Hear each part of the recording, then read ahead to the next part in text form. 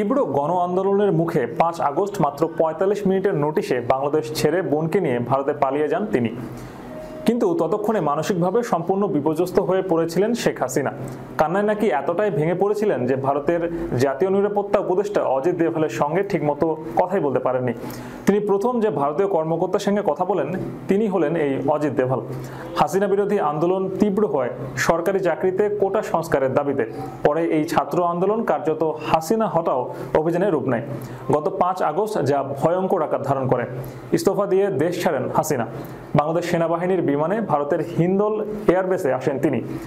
সেখানেই তার সাথে দেখা করেন অজিত দেভাল। এক সর্বভারতীয় সংবাদ মাধ্যম সূত্রের খবর, সে সময় মানসিকভাবে বিপর্যস্ত ছিলেন হাসিনা। কান্নায় এতটাই ভেঙে পড়েছিলেন যে কথা বলার অবস্থায় ছিলেন না। তাই নিজের আগামী পরিকল্পনা বা কোথায় যেতে চান সে বিষয়ে দেভালকে কিছুই জানাতে পারেননি হাসিনা। তার মানসিক অবস্থা দেখে পরবর্তী কোন দেশে আশ্রয় নিতে চান এই প্রশ্নও নাকি করতে পারেননি দেভাল। আপাতত দিল্লির সেফ হাউসে রয়েছেন হাসিনা। বাংলাদেশের পরিস্থিতির উপর কড়া নজর রাখছে ভারত। হাসিনাকে নিয়ে তৎপরতা তুঙ্গে সাউথ ব্লকে। মঙ্গলবার সর্বদলীয় বৈঠকও হয়েছে পার্লামেন্টের অ্যানেক্স ভবনে। বাংলাদেশ নিয়ে রাজ্যসভায় বিবৃতি দিয়েছে ভারতের পররাষ্ট্রমন্ত্রী এস জয়শঙ্কর। পরবর্তী পরিকল্পনা জানানোর জন্য আপাতত হাসিনাকে কিছুদিন সময় দিয়েছে ভারত। দিল্লির সর্বদল বৈঠকে এমনটাই জানিয়েছে জয়শঙ্কর।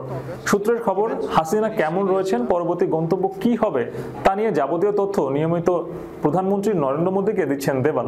এছাড়া স্বরাষ্ট্রমন্ত্রী অমিত শাহ ও জয়শঙ্করের সঙ্গেও বৈঠক করেন জাতীয় নিরাপত্তা উপদেষ্টা। সূত্র সংবাদ প্রতিদিন।